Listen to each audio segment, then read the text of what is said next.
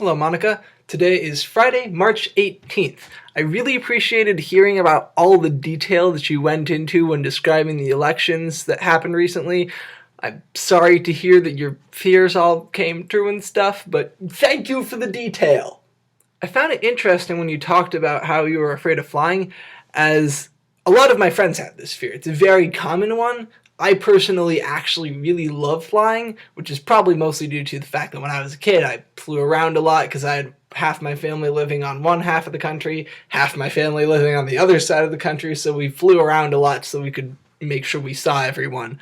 So I got very used to flying from a young age, but I know a lot of people who are afraid of flying, and I kind of get why, but objectively, it's one of the safest ways to get around, far safer than cars, which most of us are pretty comfortable with.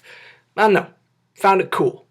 So for right now, it's spring break for me, so I don't really want to talk about the fate of the world or anything mega serious. Right now, I honestly just want to nerd out to you about the two main things that I've done for fun over spring break. One, a video game called Dark Souls 2, and two, playing a lot of a card game called Magic the Gathering. So Dark Souls 2 is a game that is known for being incredibly difficult. You die very often. It's a fantasy game where you are a warrior, mage, you can be a lot of different things, but you're in a kind of fantasy medieval period, think kind of Lord of the Rings style, and you are a lone wanderer trying to survive in a world that is trying so hard with everything it's got to kill you. But the thing that I really like about Dark Souls is it kills you a lot, like I said, but it feels like you died because you messed up. The game's not unfair, it's just hard. You die because for 1 second you attacked when you really should have dodged, even just a millisecond off. You know you should have done a different move than you did, so you die. But if you just do everything right, if you really make sure that you've got your stuff down, you can make it through. And that gives you this really rewarding feeling when you finally beat bosses and get to the ancient dragon after you've been fighting by his guards for the past 3 hours, dying over and over again. Because this time you did everything right. Every other time you slipped up in some little way, but this time you knew exactly when to attack, you knew when to dodge, you threw a fireball, you threw a magic missile, you did everything just right, and there's a really rewarding feeling to finally making it past an obstacle that you genuinely felt was difficult, and that every time you failed because of some problem that you caused. It's not the game's fault, you just need to get good. And that's a cool feeling. Anywho, on to Magic the Gathering. So Magic, I don't know if you're familiar with it, but it is a trading card game where you get creatures and spells and stuff, and you are trying to beat an opponent who you're playing against. That's the simplest version of the game that I can give to you. So since I'm on spring break, I went to several Magic tournaments and played 2 decks. One called You Choose, and the other called Heads I Win, Tails You Lose. So You Choose is a deck based on using every card in the game that says target opponent chooses between X and Y.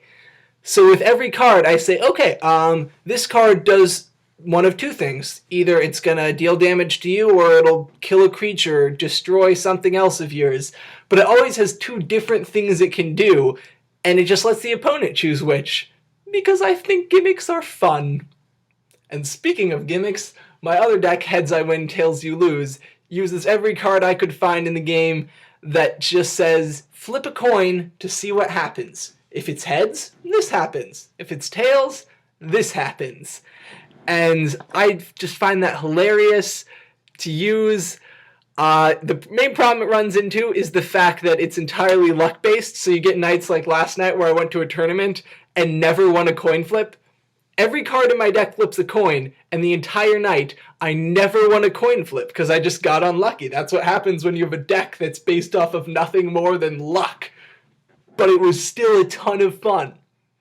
And I think that's what I enjoy most about Magic, is that you can build tournament decks that win and go to world tournaments and do really well, and that's all nice and good. But what I really like to do is I like to just walk into the tournament with a deck that I know will lose, but that's going to be hilarious, and that other people like that. Like, at the tournament, people talk about how they hope that they go up against me. They want to play my deck. They like playing decks that are weird and inventive and fun. And that's what I really like about the community in Magic. They don't punish you for having a deck that's not as good. They enjoy that they're playing something that's not the usual fare. I think that's really cool. Anyway, that's what I've been up to while I'm on my spring break. Thank you for watching, and Monica, I will see you on Tuesday. Bye-bye.